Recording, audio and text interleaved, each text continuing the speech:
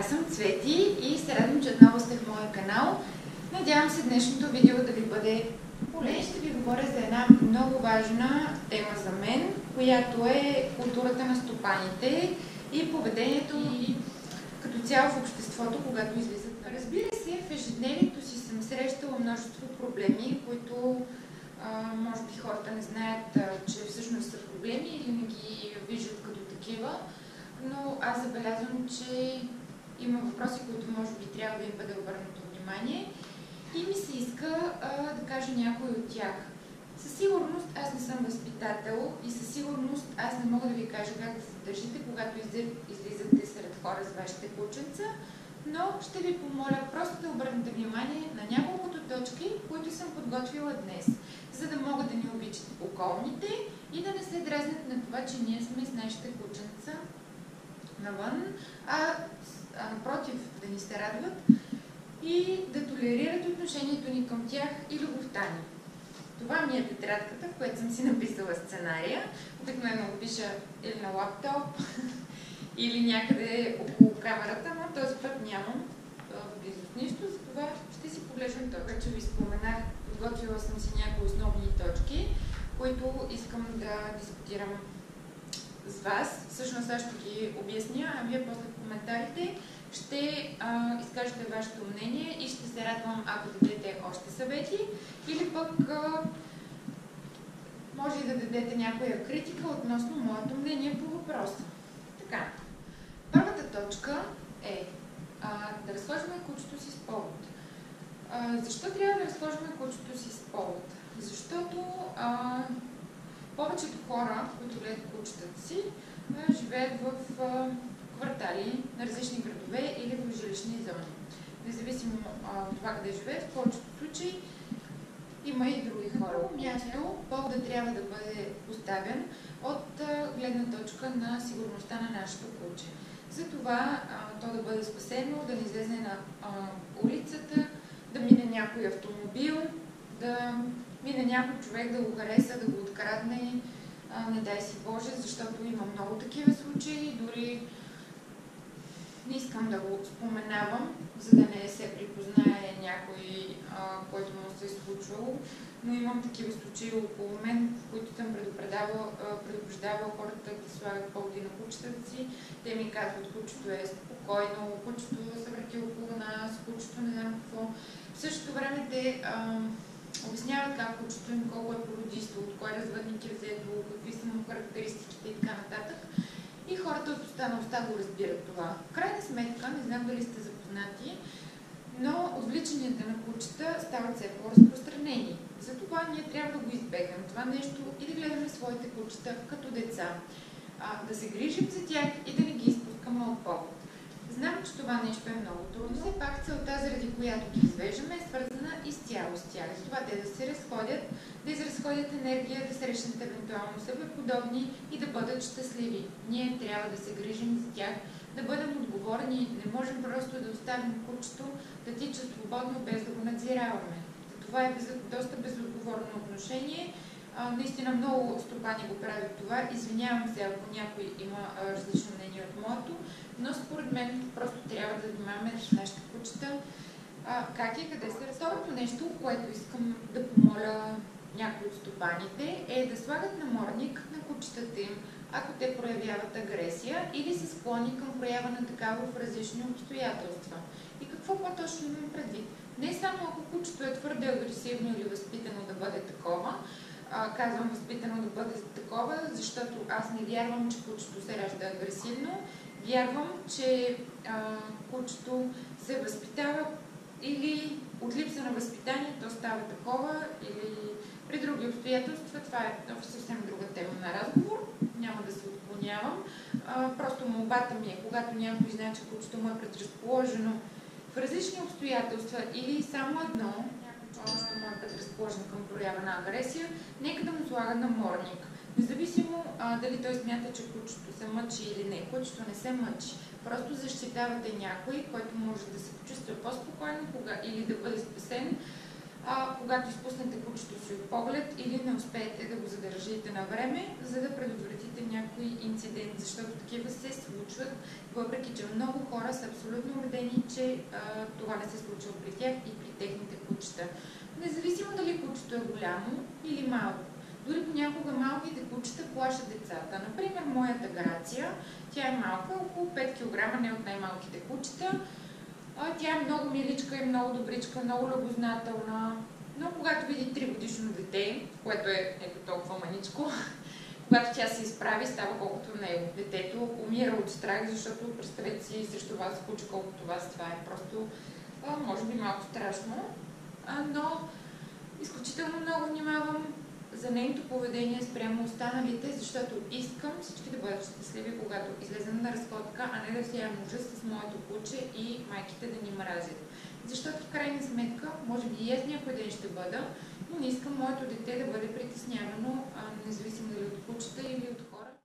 Една от най-големите ми молби и всъщност мотива да направя това видео е третата точка, която съм подготвила за обсъждане, и това е: уважаеми стопани на кучета, моля ви, почиствайте изпражненията на вашите домашни животни, когато ги разхождате. Независимо дали сте в парка, може би ви се струва абсурдно, когато в тревата вашето куче се изходи, вие да го почистите. Дали е голямо или малко, ще си кажете малко, какво ще чистя, то се разгражда. Но не е така, защото след него минават малки деца, които настъпват, падат или каквото и да се случва, просто това нещо пречи, разберете го, моля ви се. И след това другите хора, които не гледат кучета, но са срещнали изпражнението на вашето кученце, започват да мразят хората с кучета. Разберете го, това е за наше добро. Също така, за големите кучета, някой може да ги е гнус, но не можеш да си вземеш куче и да те гнусят неговите изпражнения. Взимате си пликче, сега ще ви покажа къде са пликчета, да ги намеря и да ви дам доста различни пликчета, кутийки за пликчета, някои се слагат на повода на кучето, някои може да си сложите на ключовете, да си носите с вас, може да е като раничка, може абсолютно всякакви дизайни да си намерите. А това, което правя аз, защото не ми остава достатъчно време, поради други причини не стигам до парка, до който живея, си купувам ето такива пликчета, не знам дали се вижда добре. И си подбирам няколко бройки, които знам, че ще са ми необходими по време на разходката. Откъсвам си няколко. Това нещо струва около 3 лева. 4 рулца с доста бройки вътре, което е изключително икономично. А за тези, които не искат да си купуват специални, има в магазините по 1 лев. Може да си носите просто салфетки от вкъщи, ако е по-малко кучето. Може да си носите използвани турбички. Не можете да ме убедите, че това нещо струва скъпо. Просто това е хигиена и култура. Моля ви се, наистина ви се моля, помислете върху този въпрос, защото наистина все повече хора гледат кучета, а улиците покрай нас се превръщат в туалетна. Аз гледам няколко кучета и не допускам изпражненията, извинявам се за използваните изразни средства, но това е най-подходящия начин да ме разберат абсолютно всички, за какво говоря.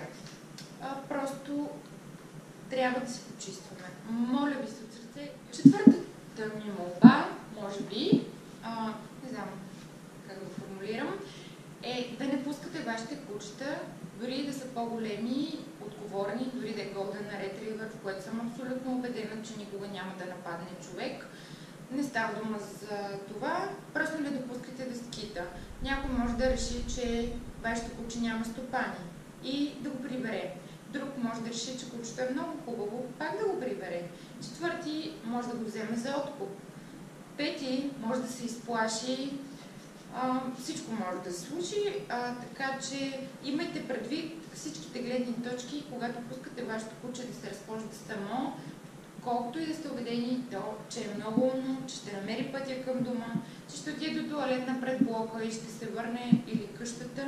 Просто винаги, моля ви се, обмислите различните варианти, дори за съжаление и най-лошите, защото не живеем в най-бялата държава. За съжаление, 300 пъти има имам още една молба. Моля тези от вас, които имат възможност, да оставят по една купичка с вода някъде пред жилищната зона, в която живеят, или в околностите, в парка, в градинката или където работят. Просто купичка с вода, ако знаете, че има бездомни кучета. Също така, бъдете и подготвени с някоя и друга шепа гранулки. Това, което правя аз, е да си слагам в една турбичка или си купувам по-малка разфасовка от по-евтините видове храни и винаги имам в багажника на колата ми или в чантата, ако ми е по-голяма чантата, за да мога да спра и да помогна на бездомно куче. Не го правя винаги, случва ми се да подминавам, когато нямам тази възможност, но се старая колкото мога повече. Целта на това видео е да се сплотим, хората, които обичаме кучетата, да създадем една такава, кажа, обща култура помежду си, която да бъде за пример на останалите дори, да си почистваме, да имаме културно поведение сред останалите с нашите кучета и да покажем на останалите хора, които не обичат кучетата или техните стопани, че ние не сме безотговорни и напротив, ние сме една сплотена общност, която доказва, че кучето е нещо много хубаво и нека вместо отвращение да предизвикваме възхищение, защото кучето е нашия най-добър приятел и то е абсолютно безпомощно. Ние сме хората, ние сме съществата, които отговарят за тях. И нека не да ги взимаме само за да ги галим и гушкаме, а да бъдем културни и възпитани. Много ви благодаря. Надявам се видеото да ви е харесало. Ако не ви е харесало, може да допълните или да коментирате долу в описанието вашето мнение. Здравейте! От втората част на клипчето аз съм Стара, една моя много добра приятелка в нейното заведение Мондо Барен Динър, където вечеряхме преди малко, а сега е време да се пренесем на терасата, където ще изпием по една чаша вино. Ох, малко е тежка, нищо, че е бебе.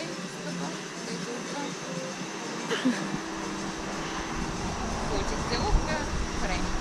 Малко да пуснем да си играеш.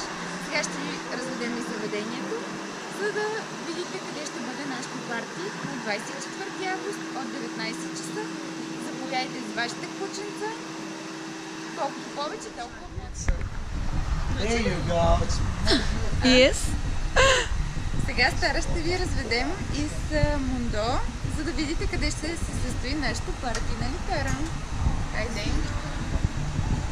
Сега се намираме в градината на Мондо.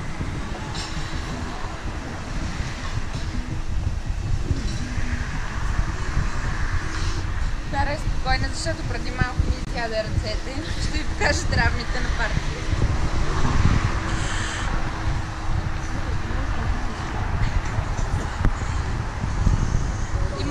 Бар масички, където може да се настаните с по-големи кучета. Също така за по-големи компании сепаренца или за по-големи кучета.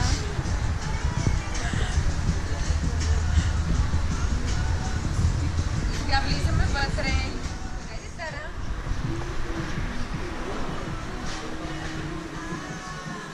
Както може да видите, вътре обстановката е малко по-изискана, където може да вечеряте с вашето куче, а навън да се премести след вечеря и да пинете по една чаша вино с вашия домашен любимец. И аз получих целувчици.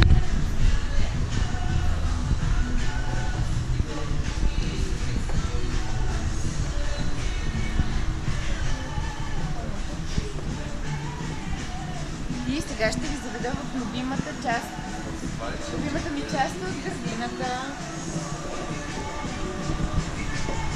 Ето тук, това прохладно кътче е моето любимо място, в което мога да се крия и да си почина след проварения ден. Може да снимате ето това кученце. Не знам дали ще ме изгледа. А ето сега виждаме едно много сладко куче. Hello!